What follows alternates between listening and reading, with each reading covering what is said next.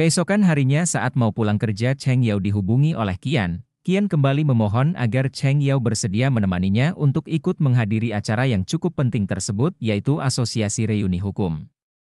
Karena demi kebaikannya juga akhirnya Cheng Yao bersedia mengikuti ajakan pacarnya tersebut. Setibanya di sana Cheng Yao terlihat kagum karena acara tersebut dihadiri oleh banyak pengacara terkenal.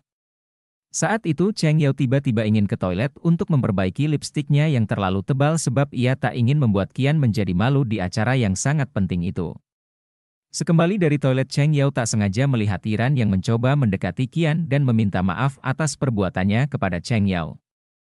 Kemudian Qian memperkenalkan Cheng Yao kepada rekan-rekannya tapi saat ditanya kapan akan menikah dengan entengnya Qian menjawab bahwa pernikahan hanya melindungi harta benda bukan hubungan karena ia dan pacarnya mempunyai pemikiran yang sama.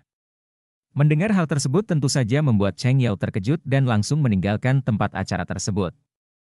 Cheng Yao merasa kesal karena Qian tidak pernah mempertimbangkan untuk membahas segala sesuatu dengan dirinya termasuk soal pernikahan. Akan tetapi Qian beralasan bahwa ia mendengar Cheng Yao yang mengatakan tidak mau menikah dan hanya fokus pada karirnya. Tetapi maksud Cheng Yao adalah bahwa Qian selalu membuat keputusan untuk dirinya dalam karir maupun pandangannya soal pernikahan bahwa apa yang Qian putuskan serta pikirkan adalah selalu benar dan tidak pernah membahasnya dengan Cheng Yao. Qian pun beralasan bahwa ia hanya ingin menjaga dan melindungi Cheng Yao untuk menghindari kesalahan tapi yang dibutuhkan Cheng Yao sebenarnya hanyalah pengertian dan rasa hormat bukan perhatian seperti yang Qian lakukan selama ini pada dirinya. Cheng Yao pun tampak kecewa dan langsung pergi meninggalkan Qian. Dengan rasa bersalah Qian pun menyusul Cheng Yao yang sudah sampai di rumah. Qian terlihat merasa tak enak hati untuk mengetuk pintu kamar Cheng Yao yang sudah istirahat di dalam kamarnya. Atas kejadian tersebut membuat Cheng Yao maupun Qian tidak bisa tidur semalaman bahkan Cheng Yao sampai melarikan diri ke rumah Cheng Si. Cheng Yao merasa belakangan pemikiran dan tindakan Qian membuat ia merasa tidak dihargai bahkan dipandang rendah padahal Qian sebenarnya hanya ingin memberikan perhatian lebih kepada Cheng Yao. Wu Jun pun menasihati Qian untuk menggunakan kecerdasan emosionalnya serta mencoba apa yang sebenarnya diinginkan Cheng Yao dan memahami perasaannya. Di sisi lain Cheng Yao sebenarnya tidak mau putus dengan Qian. Qian pun ingin segera menemui Cheng Yao tapi dilarang oleh Wu Jun karena akan membuat situasi akan semakin buruk. Lebih baik Qian istirahat dulu dan menenangkan diri sambil memikirkan jalan keluar permasalahannya. Saat itu Cheng Yao dan Cheng Xuan sedang membicarakan sebuah kasus sengketa harta warisan yang akan mereka tangani. Cheng Yao sudah ditunjuk sebagai pengacaranya akan tetapi pengacara lawan adalah pacar Cheng Yao sendiri yaitu Qian. Hal tersebut membuat Cheng Yao sedikit terkejut. Beberapa waktu kemudian klien Cheng Yao yang bernama Chen Lin mendatangi Cheng Yao di kantornya. Cheng Yao pun memastikan bahwa Chen Lin memilihnya sebagai pengacaranya bukan karena faktor Qian sebagai pacarnya tapi karena faktor kemampuan dan profesionalisme yang ia miliki. Chen Lin pun setuju karena ia melihat Cheng Yao sebagai pengacara yang serius dan teliti, lembut serta kuat yang jarang dimiliki oleh pengacara lain.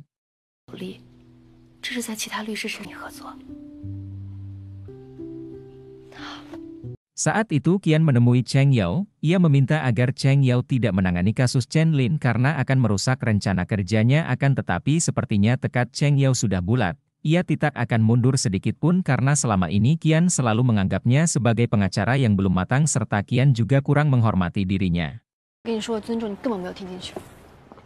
Saat itu Cheng Yao mendapatkan kabar bahwa Chen Lin mencoba melakukan bundir. Cheng Yao pun menyusulnya ke rumah sakit.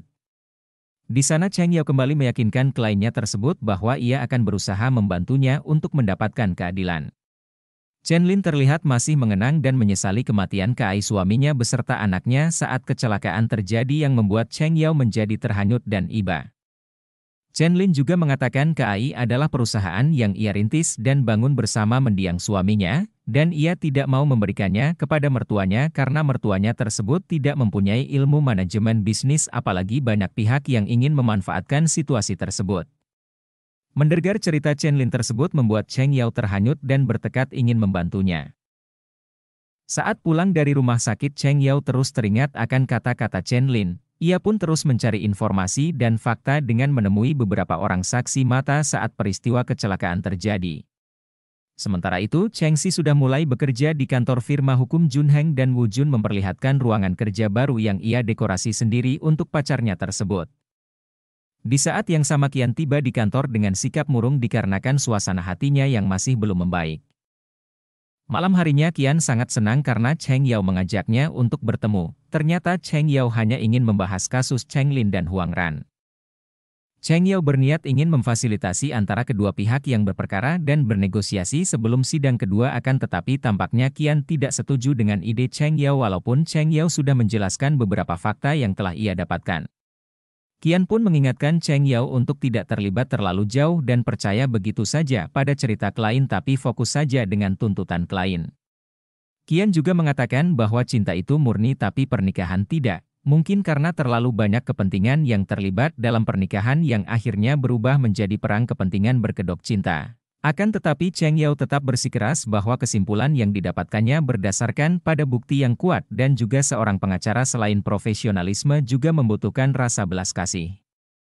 Ia juga memperlihatkan keterangan saksi yang telah ia dapatkan kepada Qian tapi tampaknya Qian tetap pada pendiriannya dan tidak setuju dengan ide rekonsiliasi atau perdamaian seperti yang diusulkan Cheng Yao. Akan tetapi sekali lagi Cheng Yao tetap bersikeras dan mengatakan bahwa pernikahan tidak hanya untuk melindungi harta benda namun juga melindungi cinta.